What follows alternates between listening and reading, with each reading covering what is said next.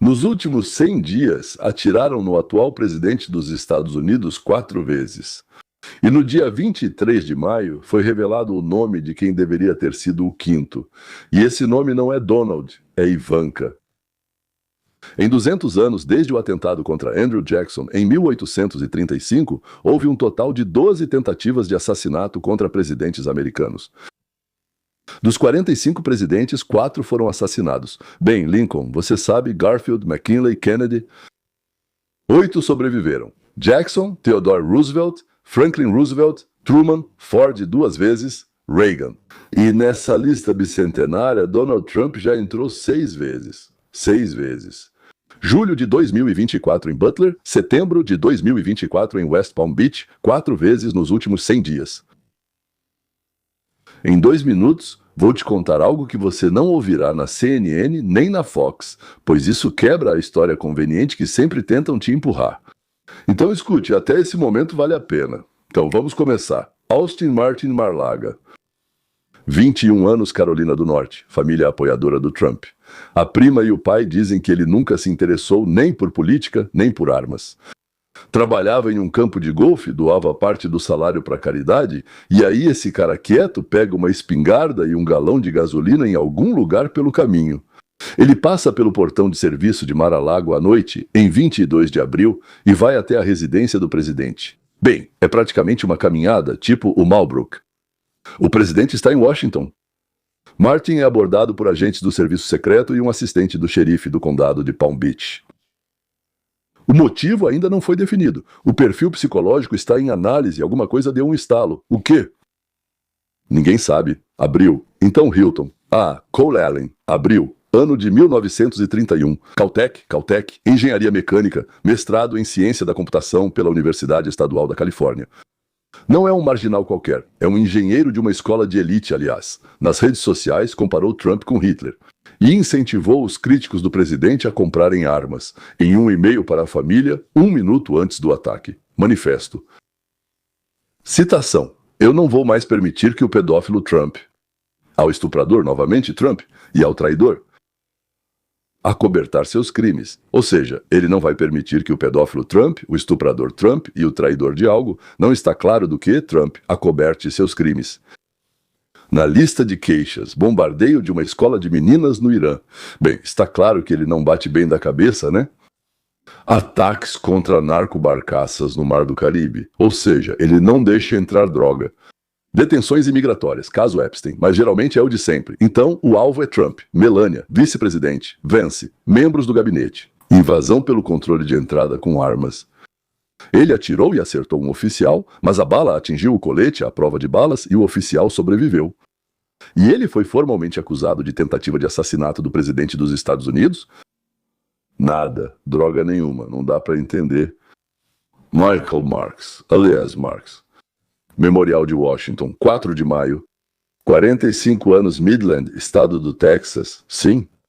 E atenção, antecedente criminal por tráfico de drogas na Flórida. Ele poderia atirar porque os fornecedores, como eles dizem, são explodidos, né?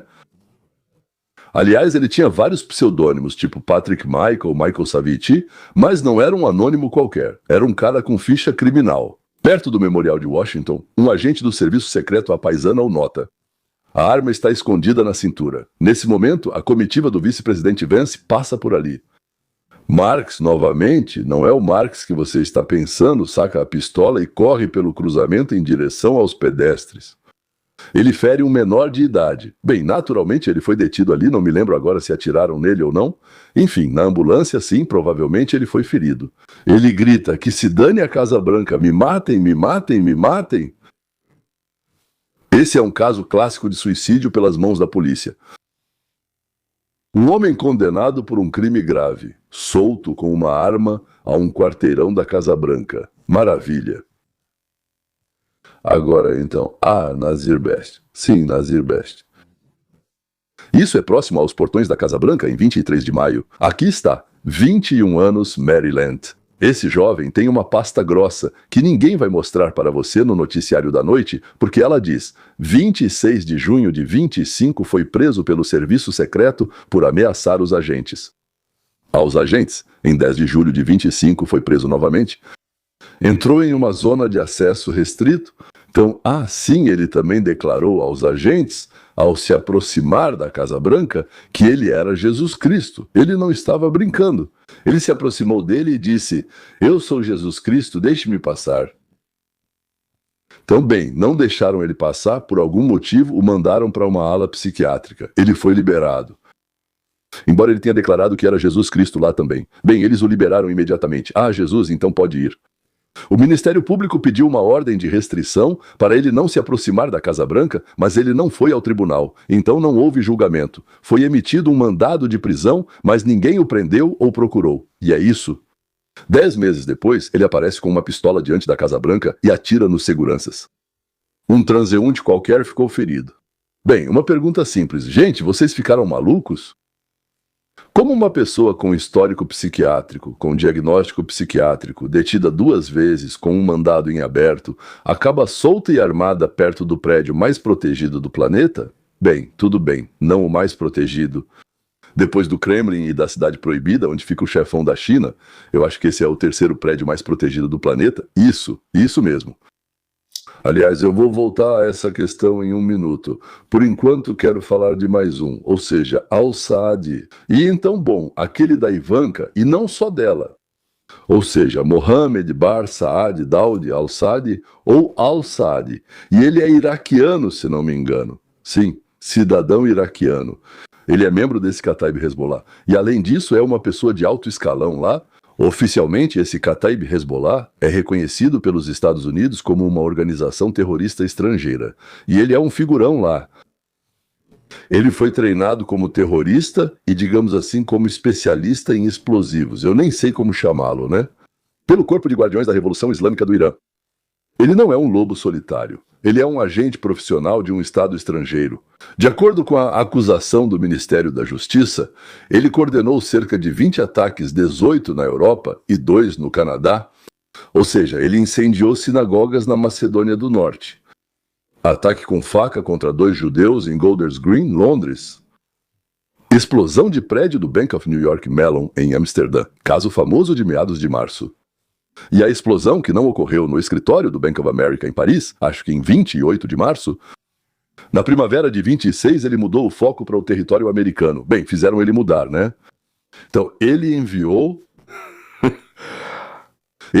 para um informante secreto no FBI. O FBI imediatamente entrou em contato com ele. E então começaram a estabelecer conexões com ele. E ele então começou a informar o FBI. Enviou fotos e mapas. Sinagogas em Nova York. Depois, centros judaicos em Los Angeles e Scottsdale, no Arizona. Paralelamente, publicou um mapa do bairro da Flórida, onde moram Ivanka e Jared, com uma inscrição em árabe. Nem palácios, nem seguranças vão salvar vocês. Ele achava que nenhum americano entende árabe e que não entenderíamos o que escreveu. Então segue uma citação do que escreveu em árabe. Nós devemos matar Ivanka, queimar a casa de Trump do mesmo jeito que ele queimou a nossa. Não sei, talvez ele fale sobre destruir em nossa casa o general Soleimani, que o envolveu nisso, e os americanos eliminaram em 1920. 15 de maio de 1926, El-Saad foi preso na Turquia ao tentar seguir, bom, vocês nunca vão adivinhar, para a Rússia, para visitar seus camaradas, relaxar um pouco, ficar na sauna, aproveitar o momento. Extraditado aos Estados Unidos por 6 acusações de terrorismo, está sob custódia em Manhattan. Espero, sinceramente, que não seja no mesmo lugar de onde o corpo de Epstein foi retirado tão facilmente. Pronto. Como prometi, dos 5 casos, 4 são americanos e 1 é agente iraniano. Ao verem as notícias, vão tentar impor uma narrativa simples. A questão é o fácil acesso às armas. Olha, espero que vocês entendam que isso é mentira. Deixa eu explicar por quê. A questão não é a arma. A questão são 2 coisas para as quais o governo fechou os olhos. E todo esse sistema funciona assim há muitos anos. Isso não pode ser mudado de cima para baixo. É preciso sobreviver de algum modo. Ok, vamos lá. A América parou de tratar pessoas com doenças mentais graves. Nazir Nezir-Best é um exemplo dessa catástrofe em uma única página. O diagnóstico. Ele foi liberado da ala psiquiátrica. Proibido. Mas ele ignorou isso. Ele é louco, certo? Por quê? Ou seja, ele não é louco o suficiente para ir a julgamento. Digamos assim, louco, mas nem tanto. Havia um mandado de prisão para ele, ninguém o cumpriu. Legal, tinham coisas mais importantes para fazer. Estavam atrás do Trump. Nos anos 70, o país fechou as clínicas psiquiátricas, acreditando em ideias idealistas de que a sociedade integraria essas pessoas. Mas a sociedade não integrou. Eles não querem se integrar. A sociedade os recebeu de volta nas ruas. Em São Francisco, no metrô, em Nova York. Está nos portões da Casa Branca, agora já está armado, com vozes na cabeça. Eles têm vozes na cabeça. A Segunda América parou de prender criminosos. Michael Marks, condenado por tráfico de drogas, está em liberdade com uma pistola a um quarteirão da Casa Branca. Nasir tem um mandado de prisão em aberto. E ninguém foi procurá-lo. Em todo o país, isso é chamado, como eles dizem, de reforma da fiança. Pega e solta, principalmente nos estados democratas. Não me surpreenderei se ocorrer no nível federal. Prenderam de manhã, soltaram à noite. E depois a gente se surpreende porque aquele que ameaçou os agentes em junho do ano passado está no portão em maio deste ano. E o terceiro separadamente, Al-Sadi. Isso não é problema social, e sim ato de Estado estrangeiro. Isso já não é mais um problema americano, isso é guerra. E misturar uma coisa com a outra, claro, é um erro perigoso que um país pode cometer. Andrew Galambos, fundador da ciência de campo, dizia: o Estado tem apenas uma única função que tem o direito de exercer. Todo o resto ele usurpou. É proteger a vida e a propriedade de seus cidadãos. Todo o resto que o Estado faz é usurpação. E o que vemos? Um Estado que consegue regular lâmpadas, fogões a gás, canudos de coquetel e até o formato dos pepinos. Eu não estou brincando agora. Canudos de coquetel e o formato dos pepinos. Sim, pode manter no hospital uma pessoa que foi presa 2 vezes por ameaçar um agente com uma arma. O governo está focado em seus assuntos. Nos seus próprios assuntos. Assuntos que não têm nada a ver conosco. Mas justamente naquilo pelo que pagamos, eles fracassam. E agora vem a parte mais forte. O mesmo regime iraniano que enviou um assassino atrás de Ivanka, hoje está sentado à mesa de negociações com o pai dela. O pai dela. Concorda, aceita a paz. O que uma pessoa deve ter por dentro para apertar a mão de um regime que caçou seu filho? Você sabe, a primeira filha para um pai, o primeiro filho. Aí. Hoje é um dia de lembrança. É justamente neste dia que nos mostram, sem roteiro, sem ensaio, o que significa ser verdadeiramente americano. Não é aquele que grita mais alto. Não é aquele que se vinga primeiro, mas sim aquele que, tendo todo o direito humano à raiva, escolhe a paz. George Washington, que recusou a coroa, espero que você conheça essa história. Isso é Lincoln, que escreveu sem rancor contra ninguém. E este é o presidente dos Estados Unidos, Donald Trump, que hoje escolhe estender a mão e não o dedo no gatilho. Se quiser ouvir por que o Estado parou de prender criminosos, por que fecharam as clínicas psiquiátricas, e o que Golan Paz falou sobre a verdadeira função do poder, venha para o Roteiro para a Liberdade. É um canal separado, esse mesmo canal.